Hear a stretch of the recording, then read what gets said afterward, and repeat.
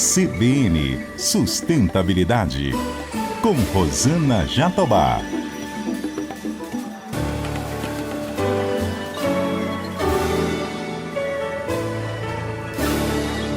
Oi, pessoal, tudo bem? O CBN Sustentabilidade de hoje aborda a agenda ESG na indústria farmacêutica.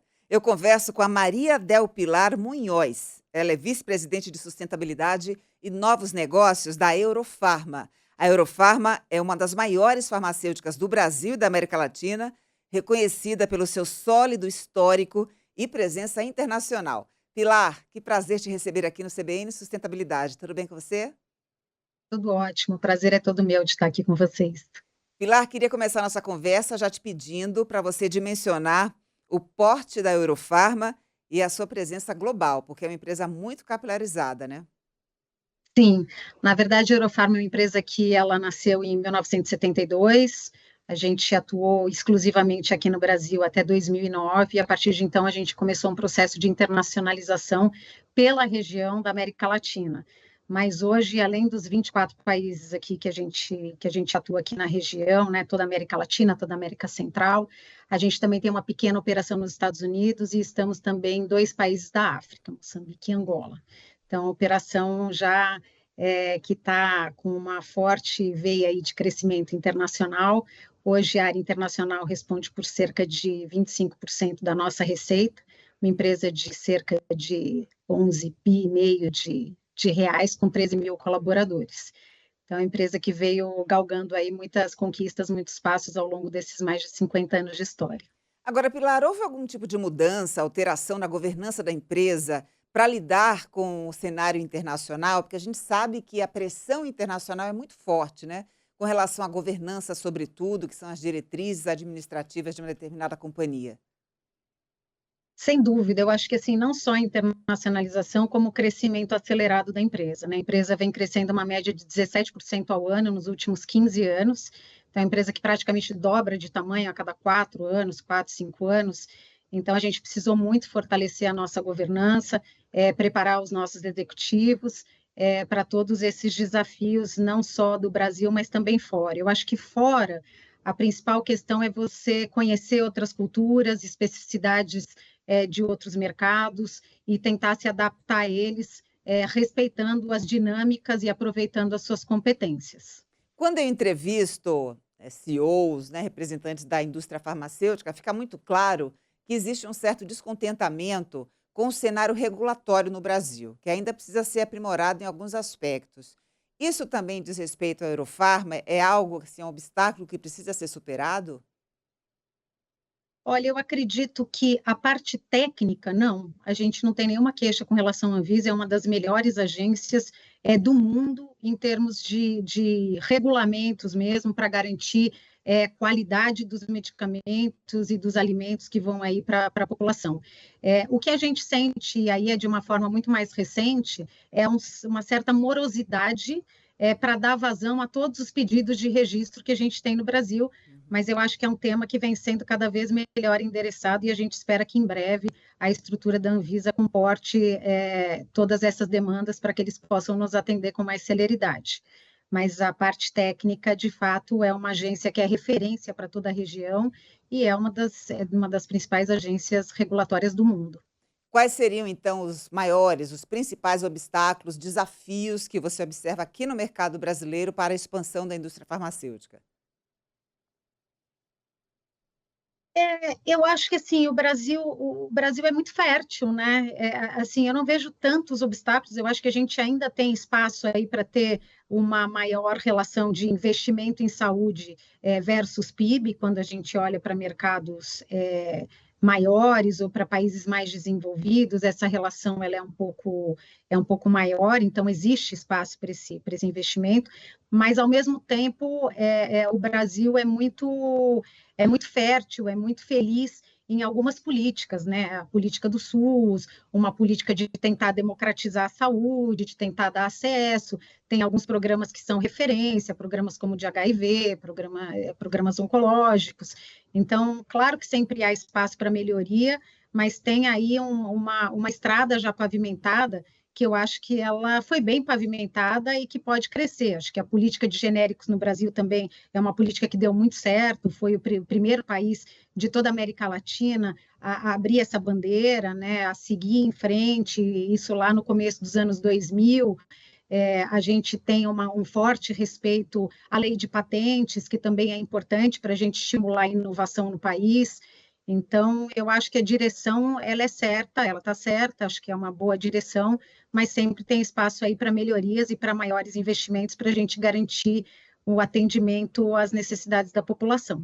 Agora, me ocorreu um ponto, Pilar, que eu queria repercutir com você, que é a crítica de que no Brasil prioriza-se a doença e não a saúde, tanto que em cada esquina tem uma farmácia. Isso me ocorre em razão desse projeto agora, que está sendo aventado, da inclusão, da permissão de farmácias dentro dos supermercados. Como é que a Eurofarma se posiciona com relação a isso? Olha, nesses pleitos coletivos e mais setoriais, a gente se pronuncia mediante as próprias entidades de classe. Uhum. Mas eu tenho uma visão um pouco distinta. Eu acho que, assim, sim, a gente tem um país de dimensão continental, sim, existem muitas farmácias, mas eu acho que a farmácia ela não é exclusivamente um espaço de doença, ela também é um espaço de saúde, se você pensar na prevenção, se você pensar nos serviços que hoje as farmácias prestam, na questão das vitaminas, de tudo que você pode trabalhar integralmente em termos de saúde para você prevenir determinadas doenças. Uhum. Então, eu acho que essa capilaridade, ela não é, talvez, exacerbada num país como o nosso, né? 90, 80 mil farmácias, eu acho que são espaços adequados para você garantir que as pessoas tenham acesso àquilo que elas necessitam, e acho que é um espaço que tem sido cada vez mais utilizado também para outros fins. Então, você tem farmácia que você mede a pressão, você tem farmácia que já te dá alguma orientação, farmácia onde você encontra não só medicamentos, mas você encontra uma vasta gama de outros produtos, alimentos funcionais, coisas relacionadas à nutrição, beleza. Então, assim, acho que é bastante diverso esse universo da farmácia. Muito bem. Falando um pouco de descarbonização, eu sei que vocês estão muito próximos da neutralidade climática nas próprias operações. Escopo 1, Uhum, né? 1 e uhum, 2. Agora, me referindo ao escopo 3, que são as emissões da cadeia de valor, né? Transporte de uhum. fornecedores, o descarte pós-consumo, etc. Esse ainda é um grande desafio não só para a sua empresa, mas para o setor como um todo. Como é que vocês lidam com esse monitoramento, a rastreabilidade, treinamento dos fornecedores, para que todos estejam ali na mesma página? Eu acho que, assim, a nossa maior dificuldade quando a gente fala de emissões, escopo 3, que é o que você mencionou, escopo 1 e 2, eu acho que está bem definido, está bem mapeado, a gente consegue neutralizar 100% das nossas operações no Brasil, mais de 90% quando a gente olha para as nossas operações globais. Mas eu acho que assim, a nossa cadeia, a cadeia farmacêutica, ela tem uma peculiaridade, isso não acontece só aqui no Brasil, isso é global, de que a gente depende muito de insumo da Ásia, né? Da Ásia, da Europa.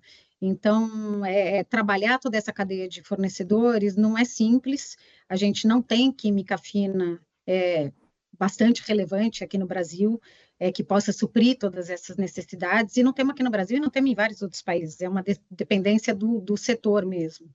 Então, eu acho que tem essa questão das emissões, a gente controla muito essa cadeia de fornecimento, o nosso setor, acho que é um dos mais regulados do mundo, então a gente tem um controle absurdo, mas ao mesmo tempo a gente tem bastante dificuldade de implementar qualquer mudança.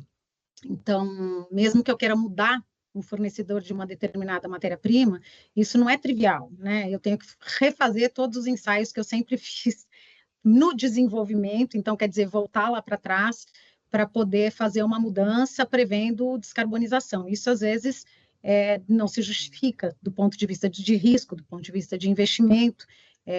Então é mais complexo. O certo é você já nascer no nascedouro de um medicamento, você já pensar em ter fornecedores mais próximos para te atender, o que hoje ainda é um desafio gigante, nós não temos. Aquilo que é possível, claro que a gente tem aqui, então, assim, insumos indiretos, com certeza, mas quando a gente fala de matéria-prima, de química fina mesmo, a gente depende muito desse transporte internacional, e a gente sabe que isso impacta em emissões. Agora, você disse que a gente não tem ainda, né, disponível matéria-prima fina, química fina. A Amazônia, ela se descortina como uma fronteira nesse sentido de inovação, para que a gente possa fomentar a descoberta desse tipo de ingrediente que é vital para o funcionamento da indústria?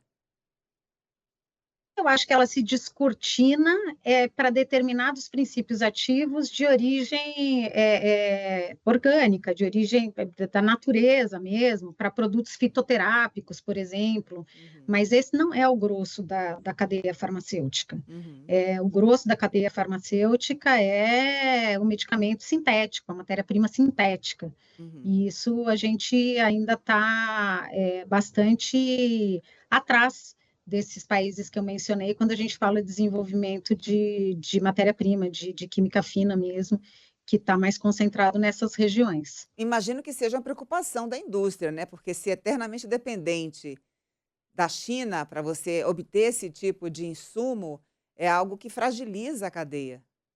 Sim, não só da China, né? Estou falando, quando a gente fala de Ásia, a gente fala de China, a gente fala de Índia, tem Uhum. muita matéria-prima que vem da Europa, mas é aquilo que eu mencionei para você, isso é de uma maneira geral uma característica do setor, né? Todos nós somos dependentes, e quando a gente vai para mercados regulados também, você vai para os Estados Unidos, você vai para a Europa, eles também têm uma alta dependência desses países na produção da química fina. A gente sabe que vocês são pioneiros em logística reversa de embalagens e de medicamentos. Aí eu te pergunto, Pilar, como é que anda o engajamento do consumidor, a responsabilidade em facilitar esse retorno para a empresa?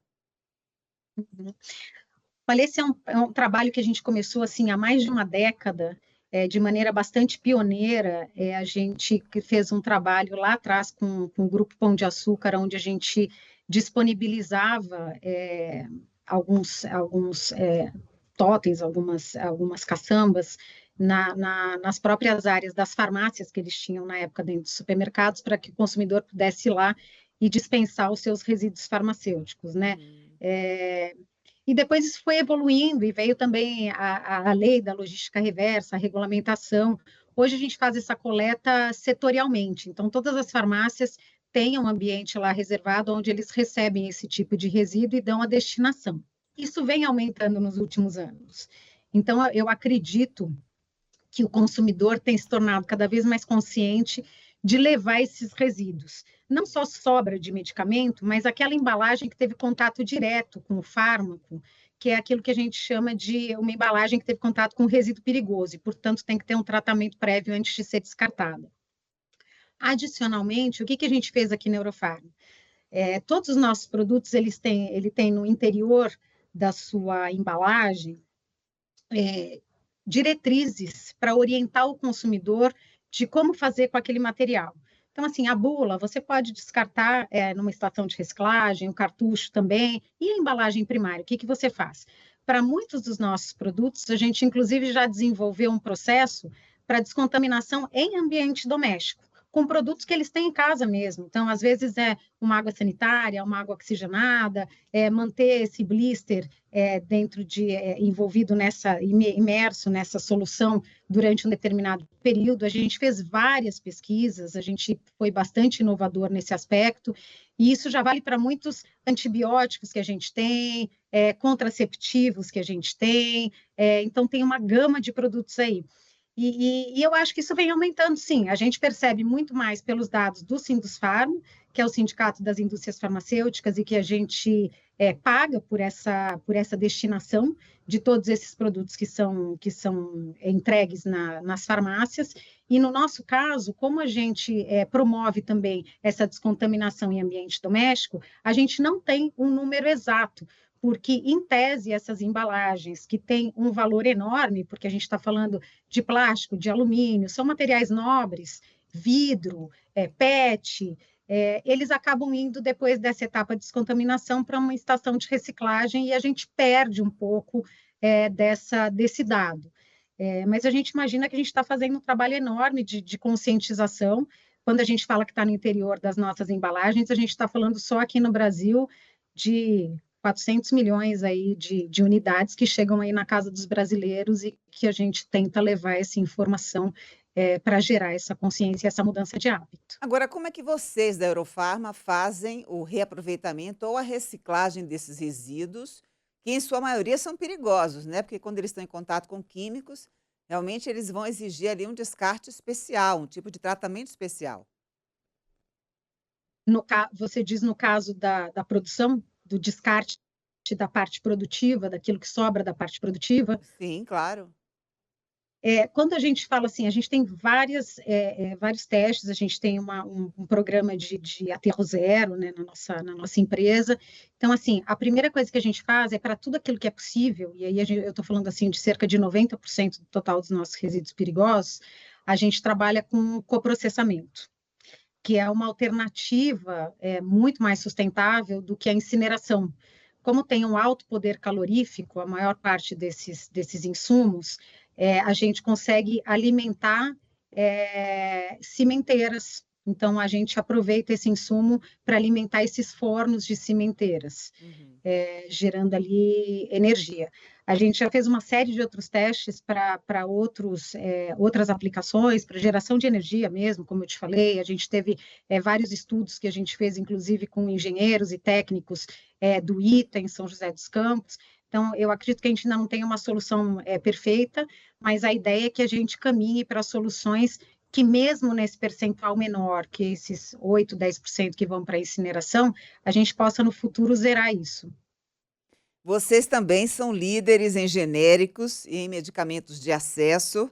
E aí eu queria te perguntar o que é que vocês fazem, né? Quais são as estratégias para ampliar o acesso a tratamentos que são mais inovadores e de alto custo, especialmente para o sistema público.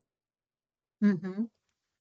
Esse mercado de alto custo é um mercado bastante dominado pelas empresas multinacionais, que já têm um grau de inovação bastante avançado e que trabalham com esse tipo de medicamento. A gente tem um forte investimento na área de inovação.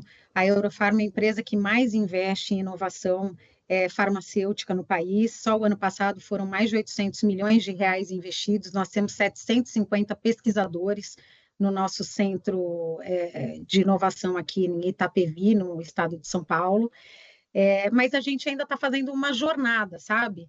Ainda a gente está passando pela fase de ter muitos produtos, né? Que nós somos líderes, como você mencionou, em genérico, para a gente passar pela inovação que a gente chama de inovação incremental, que é onde a gente já traz algum componente novo, seja uma nova associação, seja uma nova farmacêutica, seja uma nova concentração de um fármaco, até que a gente consiga chegar nessa inovação radical, que é onde estão posicionados esses medicamentos que você comentou de alto custo.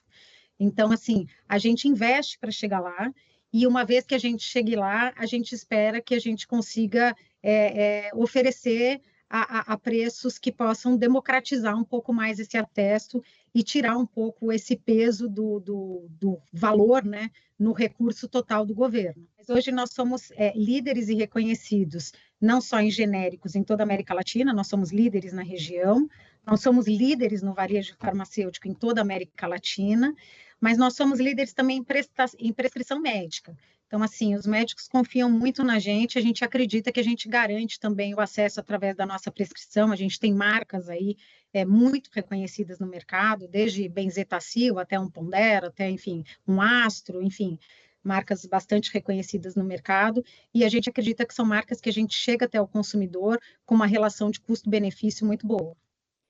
Para onde caminha a inovação na indústria farmacêutica no nosso país? No que vocês estão trabalhando? Que tipo de teste em laboratório? Vocês estão focando exatamente em quê? Nós somos hoje uma empresa bastante diversificada. Então, a gente atua em todos os grandes segmentos farmacêuticos. Então, de prescrição e genérico, a oncologia hospitalar, licitações. Então, a gente tem um leque muito variado. São mais de 400 projetos que a gente tem hoje no nosso pipeline de desenvolvimento. Mas eu acho que o nosso maior foco, mirando essas especialidades onde a gente pode trazer algo mais inovador, estão mais focados em tese de dor. Eu acho que na parte de oncologia a gente vai ter uma virada aí futura com biosimilares chegando no mercado. Acho que vão ter coisas novas, mas leva ainda algum tempo. para a gente poder chegar com um blockbuster, que a gente chama. A gente já tem alguns produtos inovadores na nossa linha de medicamentos, mas eles ainda têm uma representatividade pequena. A gente espera que no futuro seja cada vez maior. Eu te perguntei porque eu imaginava que a indústria está trabalhando muito com medicamentos que possam combater a obesidade, né, que é um mal que está crescendo muito no nosso país. E cada vez você vê assim produtos que tentam de alguma forma minimizar os impactos da doença. Uhum. A semaglutida agora, se a gente falar de medicamento que está sendo aí amplamente utilizado para obesidade, ela está perdendo a patente agora no próximo ano.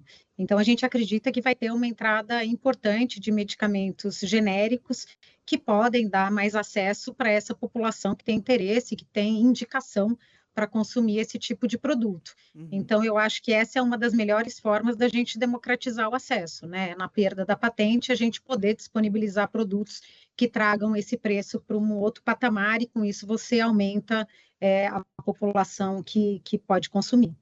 Queria abordar um pouco com você, Pilar, o pilar social da Agenda ESG, perguntando sobre que tipo de projeto vocês desenvolvem para minimizar os impactos com relação às comunidades, né, naquelas comunidades que são afetadas pela cadeia produtiva. Uhum. A gente tem uma forte veia assim, social. Há mais de 15 anos, há 20 anos, nós temos um instituto que é integralmente custeado pela empresa. Esse instituto ele trabalha com projetos próprios, ele tem foco em educação. A gente atua atendendo mais de 20 mil beneficiários diretos por ano. Só na parte de formação de enfermeiros, por exemplo, técnicos de enfermagem, a gente já tem aí quase 1.000 técnicos formados na última década, aí, disponíveis para o mercado, com parcerias que a gente tem com o Instituto Albert Einstein, com a Fundação Zerbini, com o Senac. Fora isso, a gente tem várias crianças e jovens que a gente prepara, tanto nos contraturnos escolares, para dar um pouquinho mais de estofo, para dar uma projeção maior para essas crianças, uma oportunidade de desenvolvimento melhor, até jovens que a gente prepara para universidades, para preparo para o Enem, para o ETEC. Então, assim, a gente se orgulha muito disso. Esse é um dos pilares que a gente trabalha dentro da Eurofarm. A gente tem alguns parceiros, um deles é o Amigos do Bem, é um grande parceiro nosso que atende uma população desassistida ali no interior do Nordeste, no sertão do Nordeste. Eles recebem cestas básicas, recebem uma quantidade gigante de medicamentos nossos. A CUFA também, a Central Única das Favelas, também recebe uma quantidade bastante significativa de cestas básicas nossas, além do GRAAC, que eu já citei. Então, assim, são parceiros que a gente se orgulha muito de apoiar, porque sabem do trabalho sério que eles fazem. Então, isso também é um trabalho que a gente foca muito. A gente não desperdiça medicamento. Tudo que a gente tem de medicamento, mesmo que sejam medicamentos com uma validade um pouco inferior a um ano, por exemplo, mas que ainda tem um largo espaço para consumo, mas que a gente não joga mais na cadeia farmacêutica, a gente consegue disponibilizar para instituições, para santas casas, para a gente que faz um trabalho muito importante de disponibilizar para o pessoal de baixa renda. E também a gente tem outras iniciativas, algumas delas focadas mais na parte de lactação. Então, a gente tem um programa que se chama Lactare, que é um programa que a gente trabalha com doadoras de leite, e a gente atende hospitais da rede pública, atendendo bebês que estão aí em UTIs neonatal e que às vezes não têm acesso ao leite da mãe. E também trabalhamos com monitoramento cerebral para bebês em UTIs também que estão em hospitais públicos, para que a gente possa identificar algumas questões neurológicas, que possa trabalhar antecipadamente, crises convulsivas em bebês que aparentemente não têm nenhum tipo de tremor, então que não são visíveis para os enfermeiros que atuam na UTI. A gente faz esse monitoramento à distância, com equipe qualificada. Então, a gente tem muitas frentes. Imagino. E a gente acredita que esse é um papel nosso mesmo, uma responsabilidade que a gente tem. Só o ano passado, acho que foram quase 200 milhões investidos em projetos socioambientais, 2/3 deles em projetos sociais, e a gente acredita que isso tem feito a diferença na vida de muitas pessoas. Pilar, você é o exemplo de que a Eurofarma está comprometida com a equidade de gênero na alta liderança. Te pergunto com relação a outras categorias que são minorizadas, como, por exemplo, como é que anda a questão racial na empresa, como é que anda a questão dos projetos Uhum, voltados à comunidade LGBTQIA+, a questão do capacitismo, uhum, ou mesmo do etarismo, que é o preconceito de idade. uhum.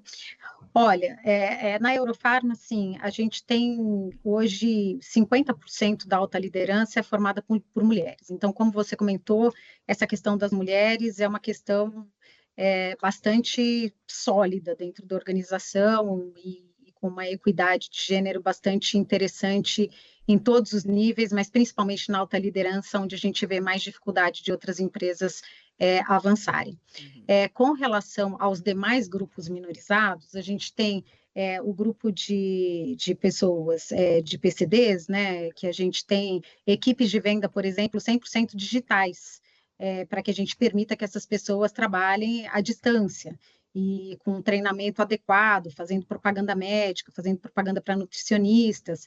Então, a gente é bastante pioneiro nesse uso mesmo dessa mão de obra e nessa qualificação dessa mão de obra, para que essas pessoas tenham também uma ambição de ascensão dentro da organização. Com relação aos demais grupos minorizados, quando a gente fala de raça, 43% das contratações o ano passado externas da Eurofarma foram de pessoas pretas e pardas, né? Hoje, do total do nosso painel de colaboradores, nós temos mais de 32%, 35% de pessoas pretas e pardas, e temos um objetivo claro, uma meta clara de ampliar as possibilidades de desenvolvimento e ascensão dentro da nossa organização. A gente também tem um trabalho com grupos de colaboradores 50 a mais. Só no Brasil a gente tem mais de 15% de pessoas nessa faixa, e a gente tem um trabalho também de consultores externos já acima de 55, acima de 60 anos, que também a gente promove, e na população LGBTQIA+, a gente tem também uma frente dentro do nosso programa de diversidade. Esses números eles já não são tão abertos, porque é uma deliberalidade, né, do próprio colaborador ele se identificar e querer fazer parte dos nossos programas, mas a gente dá todo o apoio e a gente acredita muito na diversidade de gênero, de raça, de idade. Acho que esse conjunto é o que faz a diferença no final do dia. Nós somos pessoas com trajetórias distintas, com experiências distintas, com competências distintas, e a gente precisa de todas elas para construir uma empresa de sucesso, como a gente vem fazendo até aqui. Para terminar, por que que a Eurofarma busca cada vez mais um alinhamento às melhores práticas ESG? Acho que é uma crença, né, para gente, nós criamos a nossa diretoria, então diretoria de sustentabilidade, lá em 2008, né, muito antes de todo esse modismo, era sustentabilidade, não era nem ESG, a gente já trabalhava tudo isso. A gente acredita que essa é a forma correta, a gente tenta se antecipar a demandas de mercado, a gente tenta olhar para fora, não só para fora do Brasil, mas para fora do nosso setor, empresas que a gente admira, empresas que fazem um trabalho sério. Para a gente, esse caminho ele está muito alicerçado com o nosso planejamento estratégico. Então, desde o começo, quando a gente criou essa diretoria de sustentabilidade, a gente já cumpria os 3 pilares, então a gente reunia a parte social, com a parte ambiental, com a parte de governança, que era o que a gente chamava de tripé econômico. Então, todas as nossas iniciativas ESG, elas estão conectadas com o negócio.